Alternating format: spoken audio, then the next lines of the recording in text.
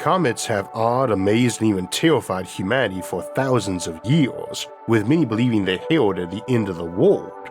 But could they be the key to reaching and creating new worlds?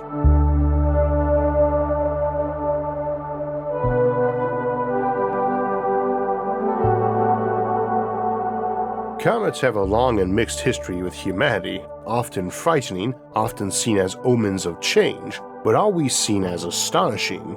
Even in the 20th century, there were fears, even among scientists, that passing through a comet tail might kill us, and many a scientific theory, then and now, contemplate them as bringers of death or even life to this world. They are our most popular candidate for how we might have gotten oceans back on Earth after the apocalyptic encounter of early Earth with a smaller planet that we believe tore off the surface of the proto-Earth and from which we think the moon later formed. That would have taken a lot of comets, around 10 million the size of Halley's Comet, the best known one, and there was major doubts if this was or could have been the method that got us our oceans. But the impact of such bodies would not have been trivial affairs. We estimate the asteroid that possibly killed the dinosaurs as only 5 times more massive, and Halley's Comet is not the largest one out there. Today we will be looking at comets from 3 perspectives. First, tapping existing comets that periodically and potentially conveniently come in close to Earth and the inner solar system. Second, in terms of the icy bodies in deep space these are made from, which number in the countless billions. And third, to making comets artificially as a means of bringing those icy bodies into our inner solar system to be of use. As the fundamental of why we would want to mine comets and not asteroids, their characteristic tail is the key reason. Those comet tails are made of materials which sunlight can heat to boil off that comet's surface, and thus are principally materials that are both very common in deep space and rare in the inner system. They are a mix of rock, dust, water ice, frozen carbon dioxide, carbon monoxide, methane, and ammonia. The rock and dust is common enough in the inner system. Indeed, comets actually have a separate dust tail that's less vibrant than their main ice tail, but those other materials are much less common. Indeed, virtually the entire accessible supply of some of them in the inner system is here on Earth. So we've got plenty down here, but to use it in space we have to pay that insane fuel cost of dragging it up through our gravity well and atmosphere. So when we're out in space we would rather have a locally available source for in situ resource utilization, or ISRU. Critically though, the source we're thinking of is those volatiles so essential to life, and because we can also use compounds like water, methane, and ammonia as rocket fuels too. Comets, the visitors to the inner system from deep space, are potentially one of the best paths for us to settle and colonize the inner system and to get into deep space. They have potential as actual vehicles too, as we could load equipment onto a comet while it was in system and let it ride out. That's one of those ultra-low energy approaches we can utilize if we never get substantially better at doing spaceflight than we are now. There's a future in which we don't get better and we move out to deep space and even other solar systems by fission reactors and riding comets and jumping between them over generations. But there's also a future where we direct countless comets towards Mars to bring it air and water, or dissect comets and haul their pieces to asteroid colonies or orbital habitats to allow life to thrive inside those without paying the shipping bill from Earth and exporting our own sea and sky. It can be easy to forget the sheer immensity of fuel we use moving a rocket even just for the mass of air, let alone the water that spaceships and big space habitats would need. But comets represent a great source for those, especially actual comets, those ice bodies whose eccentric orbits bring them close into our system, rather than the many Kuiper belts, scattered disk, or Oort cloud objects we'll discuss reaching in a bit. Let's talk about Halley's Comet for a moment. It is doubtless the most famous comet, being observed long before Edmund Halley documented it as a recurring object in 1705. It comes through about once in a human lifetime, last appearing in 1986, where I got to see it as a smeary telescope blower as a little kid, and will next make its appearance in 2061. So statistically, most folks listening to this now will get to see that comet even without any major improvements in medical science and lifespans. Now, was it worth seeing? I'll be honest, I didn't find it much of a sight as a little kid, but I was 5, and while I had a love of astronomy as a kid, that didn't really blossom till I was 7 or 8. Maybe that's why I don't really mind the idea of ripping it apart to fuel solar expansion. Halley's Comet represents about 220,000 megatons of potentially usable rocket fuel, air, and water. That's enough for 1 million Planet-class space habitats housing hundreds in comfort, or even 100 or so full-scale O'Neill cylinders, each home to hundreds of thousands, if not millions. So you could build an entire major spacefaring nation out of that comet alone, and far more if we're being miserly and hyper-efficient instead of building pseudo-Earth living conditions full of garden space, forests, and farms. I figure by 2061, when Halley returns, we ought to have a real presence on the moon, have put people on Mars, presumably also semi-permanently, and have at least a couple of space stations that actually have spin gravity, and some real garden or botanical section at least.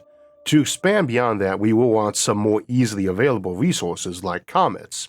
The good news for folks who might feel queasy about dismembering Halley's Comet is twofold. First, it is very unlikely we will be in position to extract all but a minuscule fraction of its resources off in 2061, and keep in mind it blows tons of them off every 75-year pass through the inner system, potentially 1,000th of its mass, which would be huge to us in value to capture. And second, there are plenty of other icy bodies that pass through, which are less historically interesting. Initially, of course, what we really want them for is making fuel out of. Something like our current space station needs about a ton of nitrogen and a quarter of that in oxygen, and thus you could refill it around 100 billion times off Halley's Comet. Alternatively, as we noted at the beginning, you would need millions of them to give oceans to a planet like Mars or Venus. You can also blow through 1,000 tons of fuel just lifting a fairly modest rocket payload into orbit, and 10 or more times that if you want to take that same payload and bring up enough fuel from Earth with it to get it to the Moon or Mars or a near-Earth asteroid. So short term, that's what we really want comets for, fuel. Now Halley's Comet only goes out to about Neptune and Pluto distance, being at aphelion, or furthest from the Sun at 35 AU, astronomical units or 35 times the distance Earth is from the Sun. Alternatively, it gets as close as 0.6 AU to the Sun at perihelion, a bit closer than even Venus gets. And this is a pretty key notion here because objects travel at highest speed when nearest whatever they're orbiting and slowest when furthest. Halley's Comet only spends about 1% of its orbital path at Earth's distance or closer, but spends a shorter percentage of time there as it's falling towards the Sun and picking up speed, which it then loses on the way out, thus moves through the hottest part of its journey the fastest. Only when it's closest to the Sun is that tail very visible, and in its 75-year journey, that large visibility to us is only a handful of weeks, even if it is visible dimly for a bit longer and to telescopes yet longer. Comets develop their coma, a thin atmosphere of evaporating or sublimating and escaping gas, as far out as 5 AU, Jupiter distances, but the brilliant tail is definitely for things as close as Mars and closer. There is a distance from our Sun, based on its brightness, where ice can be exposed to sunlight and stop sublimating off. Ice in a vacuum doesn't melt into liquid and evaporate, it turns directly into a gas, sublimation, and we call this distance the frost line, and the further in you are from it, the faster this sublimation occurs. This is what causes the growing brightness of comets as they get closer, and the reason why the asteroids in the belt and the 3 moons of the inner system don't have vast amounts of ice on their surfaces. Once you're out past that frost line, there's not much that isn't covered in ice that isn't instead covered with an atmosphere. The frost line for our solar system can be debated to be anywhere between 3 to 5 AU from the Sun, and was probably closer when the solar system was younger and our Sun dimmer, which probably helped us get our oceans back, since comets would live longer and have more of a chance of hitting us and giving us their water and other volatiles. So we tend to refer to comets as coming from out in the deeper solar system, which is full of such bodies, but an ice body that turns into a comet is structurally different after a while. They are evaporating material off and getting a crust. I've heard it compared to ice cream being deep fried or dipped in chocolate, whereas the interior is more porous and an amorphous ice mix of ultra-cold ices not normally formed on Earth, and other ice substances like methane and ammonia. You start with an icy body that has gotten perturbed onto a more elliptical course that brings it inside that frost line, The more time it spends in that zone and the closer to the sun it gets, the more quickly it loses material. This outgassing, both the ion and dust trails act as minor rockets on the comet, changing its trajectory, something we'll discuss taking advantage of later.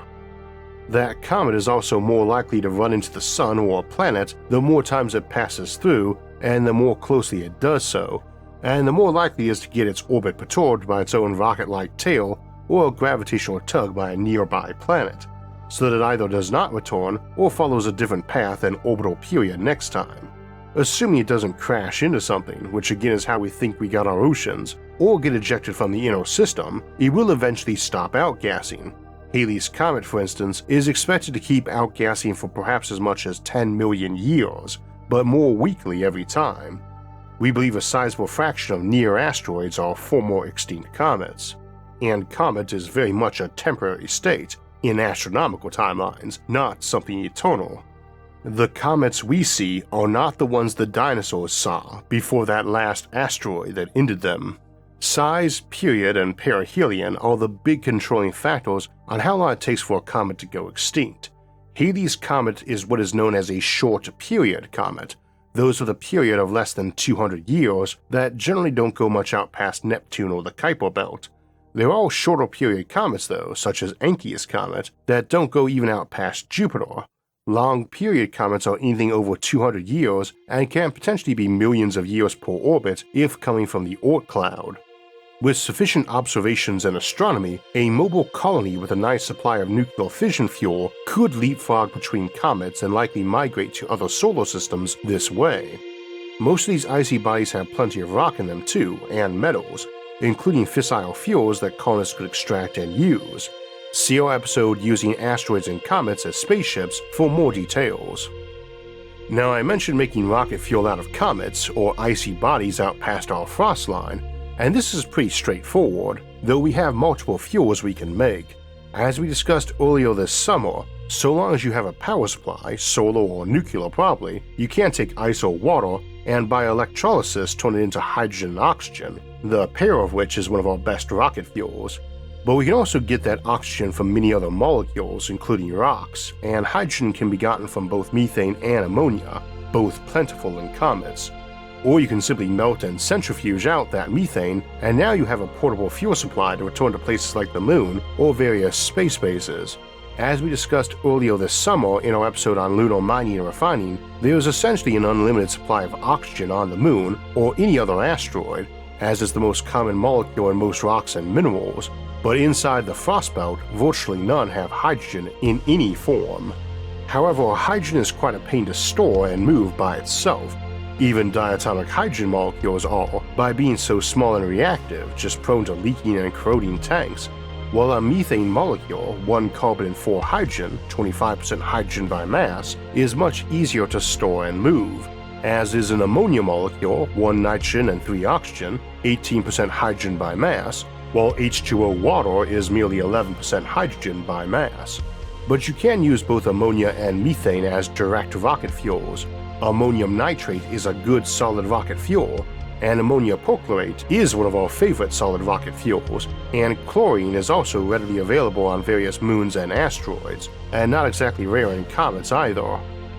So we have a lot of options for in situ fuel production with comets. Overall, methane is just a very easy fuel to store and work with, and tends to leave less residue on rockets when burning, so it's a nice fuel for spaceships looking for an easy bulk fuel rather than simply the highest performing one. I could easily imagine pods of methane being shipped back from comets or icy asteroids to the Moon, or one of the Martian moons of Phobos and Deimos, where oxygen can be created as a byproduct of refining metals, and you could be electromagnetically fleeing methane or methane-oxygen fuel pods back and forth between those two, or filling up and transferring to other spaceships and space stations.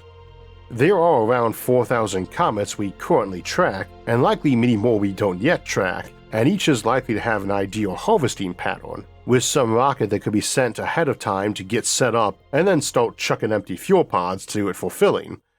And that would be a very mobile industry with lots of elaborate calculation and paperwork going into making them more efficient and productive, and constantly moving to the next target. Done right, it could be an incredibly cheap and abundant way to fuel all space travel besides getting off Earth itself, and thus allowing large and heavily shielded spaceships for crewed missions and bulk production of metals and plastics in space for things like power satellites, solar shades and mirrors, space stations, and space habitats. Speaking of those space habitats, one of the keys to doing that is not only having air to breathe, but also air that plants can breathe. We often use a lower pressure oxygen-only mix in spaceships and suits to minimize leakage, as lower pressure pure oxygen is sufficient for humans, and leakage through holes and joints is faster at higher pressures. Not to mention that a full pressure pure oxygen environment is stupidly flammable and dangerous.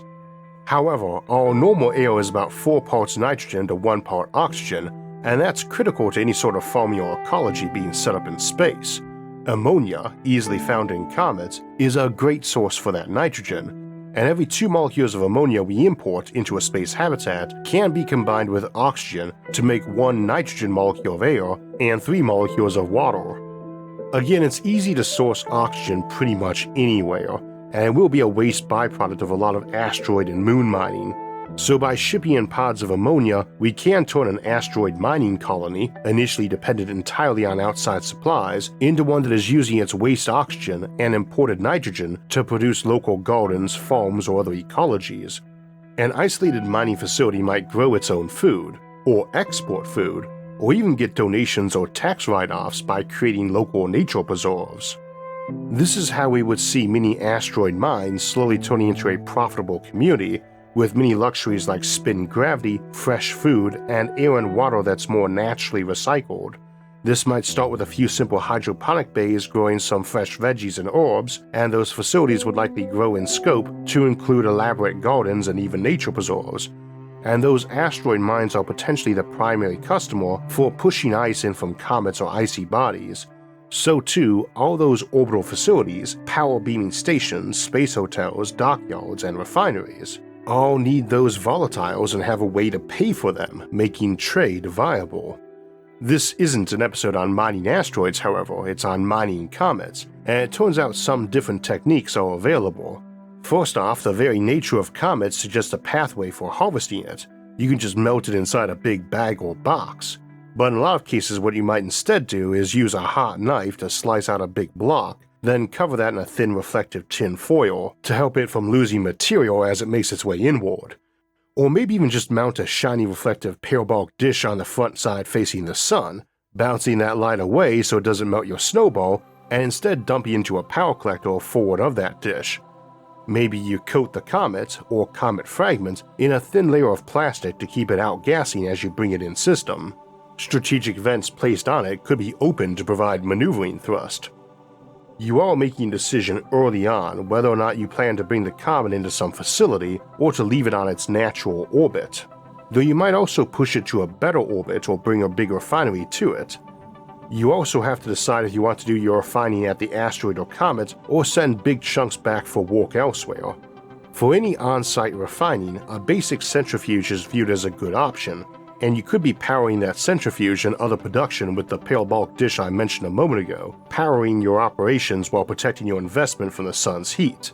Incidentally, while some folks do suggest using an actual transport pod or rocket made out of ice and filled with ice and other cargo, usually spray painted with a thin insulative paint, I am not a big fan of this approach. It works, but strikes me as wasteful compared to a reusable pod that can also include more elaborate components for monitoring, maneuvering, and other applications. In either version, we have the options of using either a small nuclear reactor, or RTG, radioisotope thermal generator, or simple mirrors and dishes reflecting sunlight to evaporate material or even generate a rocket flame for acceleration or for maneuvering the cargo. We also have the solar moth option, which is where long wing-like reflectors bounce concentrated sunlight into superheat gas or even to ionize it and run it through an ion drive. Slow but very efficient, especially in terms of mass you have to send there to begin with. I should also note that you can do some fairly elaborate parts made out of ice or other frozen substances that could be 3D printed on the site. Those can potentially include nice igloo domes which crew can inhabit and equipment can be put into. There's also a lot to be said about drilling into the comet and mining the interior, thus hollowing the comet out, an approach we also often contemplate for asteroid mining, as the near absence of gravity means no concerns of collapse, and this allows you to take advantage of the outside of the object for radiation shielding. Some heat shielding would also allow crews to live comfortably inside the comet, or the use of temperature and pressure sensitive equipment. You might even mount a big airlock door on the outside and flat out bring ships inside the comet to pick up and drop off cargo. Now in the short term, we are really only interested in comets in the Jupiter region. It sweeps out many of those that come in from deeper out, but it actually takes a lot of water and other volatiles to keep making fuel and habitats and plastics out of. We usually estimate dozens of megatons of volatiles being needed for something like an O'Neill cylinder, and we want to build a lot of those. So eventually you move into the Kuiper belt and scatter disks, or even the Oort cloud, for your icy bodies. Now you might send a bit of these icy bodies in piecemeal, after all many will be quite large, but you might opt to turn the entire thing into a comet. A carefully timed and positioned nuclear detonation has good odds of shoving the remaining comet into an eccentric orbit, taking it closer to the Sun in a few centuries. Usually we would envision that detonation being at a slight distance from the comet, incidentally, not inside it or even on its surface, as you're mostly seeking to ablate material off it, and want the energy pulse to distribute rather evenly over the surface. But moving something this way sacrifices a lot of its material into propellant, or takes a very long time, or both. So an alternative option would be to plant a nuclear reactor, fission or fusion if you've got it, on that asteroid and use the electricity to vaporize, ionize, and accelerate material off the comet at the ultra-high speeds we associate to an ion drive, or even a particle accelerator. So too, we might send enormous beams or microwaves to an icy body or comet from solar farms nearer the Sun, and use that energy to ablate or evaporate material off the icy body to produce thrust in a desired direction, or to ionize it and run it out an ion drive, or to power a large mass driver that could hurl pods full of cargo to their destination. This still isn't fast, but allows much higher velocities and with less comet wasted than many other alternatives. In the end, there are far more icy bodies out in the deep than there are asteroids in the asteroid belt, and so we should never have a shortage of icy bodies for filling habitats with, making plastics, or generating rocket fuel from. It is worth keeping in mind though that the value of these bodies, as opposed to mining nitrogen off Venus, Titan, or some other outer moon, is negated if you rush the job, so slow and steady wins the race with comet mining. This would seem to strongly favor automation, like robot probes carrying comet mining rigs and dropping them off at likely comets, but it could be that a lot of folks looking for peace, quiet, and elbow room might decide that living inside a comet or icy body and shipping volatiles back home for trade was a nice option. They might even use a power beaming or nuclear-powered mass driver to fire home those pods while using them as a propellant to push themselves further away toward another icy body they might also want to claim, or even as an interstellar ship, bringing life to a new system. That seems appropriate, since not only do we think comets brought oceans to our own world for life to evolve in, but the panspermia theory of those basic life elements being created in comets and coming down to Earth is still on the top 5 list of ways life might have emerged on Earth. It may be that comets will turn out to be how we bring life to the rest of the solar system and the galaxy beyond. We are just about back to the school season, which for me means slightly fewer kids running around distractingly and distractedly around my studio, but for a lot of us that means we or a loved one is heading off to college, where access to the internet is vital, but where that internet is almost bound to be on someone else's network. I don't think most folks check what the privacy policy of their college or the local coffee shop with free Wi-Fi is, or how scrupulously they follow it, or what random stranger is spying on your internet traffic, throttling your internet bandwidth based on your activity, or looking at your country of origin for deciding what videos you can watch or what price you pay for merchandise. This is exactly what VPNs help protect you from, and nobody beats NordVPN when it comes to speed, quality, ease of use, and additional features, like their top-notch password manager NordPass, which I use constantly, and NordLocker, their easy-to-use encrypted cloud storage. With NordVPN, not only can no one else spy on your web traffic, but neither does NordVPN. They don't track or share what you do online. Your traffic is encrypted and has a kill switch to instantly shut off the connection if there's a problem.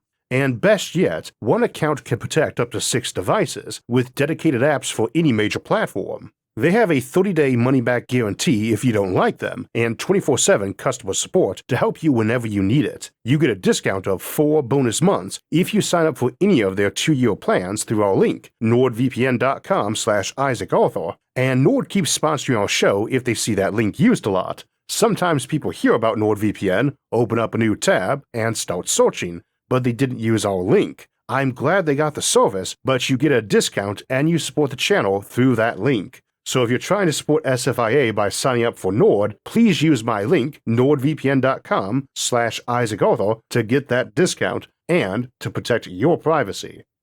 So a few announcements before we get to our upcoming schedule of episodes. Today's episode spent a lot of time in the Kuiper Belt and is our unofficial sequel to our episode colonizing the Kuiper Belt earlier this year, and I expect a lot of you are familiar with the New Horizons spacecraft, which has been so critical to learning more about the Kuiper Belt, and myself, the National Space Society, and many others are asking folks to help encourage NASA to keep New Horizons going at its purpose-built mission of Kuiper Belt exploration. I could tell you all the reasons why we should, but there's someone vastly more qualified who'd ask for a moment of your time. Hello everyone, it's Science and Futurism with Isaac Arthur. This is Alan Stern, NASA's principal investigator and the mission leader of the New Horizons mission. New Horizons is the only spacecraft ever sent to explore the Kuiper Belt, and the only one currently planned to go there. We have valuable new Kuiper Belt observations and also a search for a new flyby target still to complete every year until we leave the belt in 2027. Quitting this exploration prematurely, while New Horizons is still in the belt after NASA spent nearly $1 billion to get us there, seems to many of us to be tragically mistaken, a poor use of taxpayer money, and a lost scientific opportunity that can never be recovered from. Thank you, Alan. As I was writing this episode, I was painfully aware of how much we still have to learn about the Kuiper Belt, and for my part, I'd hate to lose this opportunity. Folks, if you'd like to help keep New Horizons functioning at its best, to help us keep exploring new horizons in deep space, the National Space Society has a petition up on change.org that we're asking folks to sign, which is linked in this episode's description, if you can take a minute to sign it. And if you want to take more minutes, a polite letter to your congressman can often work wonders too. Either way, thank you for your time, for listening to this episode and this request. When I was getting ready to write this episode, the first thing I did was pick up my old copy of Mining the Sky by John Lewis, which is the quintessential comet and asteroid mining book whose first edition in the late 90s helped me and so many others start thinking about new ways to settle space. So the second thing I did was to email John to ask if he had any new thoughts he'd like to tell us all about, and unfortunately for health reasons he couldn't be actively involved in this episode, but he is nevertheless the inspiration for so much of it. And if you want to learn more about this topic, I strongly recommend picking up a copy of Mining the Sky, and this episode is dedicated to him for everything he has done to improve our knowledge and passion for space, and for all the work he's done for the National Space Society over the years. Speaking of the National Space Society, we have another space forum tonight, Thursday, August 17th at 9 p.m. Eastern, where Melody Yashor will be discussing automated additive construction, building habitats on the Moon and Mars. I'll leave a link in the episode description for the registration page, and as always, those are free to attend online. Speaking of upcoming discussions, next week we'll look at the concept of devolution and ask if fictional mutant degenerates like Morlocks and Chuds might be possible in our future. Then we'll close out the month with our live stream Q&A, Sunday, August 27th at 4 p.m. Eastern Time, and then Thursday, August 31st with a look at near-term space colonization. Then it's into September for Living in Space on September 7th. On the 14th, we'll ask about the infrastructure we need to build in our solar system to colonize it. And then we'll jump into Sci-Fi Sunday on September 17th to celebrate SFIA's 9th birthday with The Fermi Paradox: Fallen Empires. And if you missed this weekend's Sci-Fi Sunday, Cyborg Armies, you can check it out now. If you'd like to get alerts when those and other episodes come out, make sure to hit the like, subscribe, and notification buttons. You can also help support the show on Patreon, and if you want to donate and help in other ways, you can see those options by visiting our website, isaacarthur.net. You can also catch all of SFIA's episodes early and ad-free on our streaming service, Nebula, along with hours of bonus content at go.nebula.tv/isaacarthur. As always, thanks for watching, and have a great week.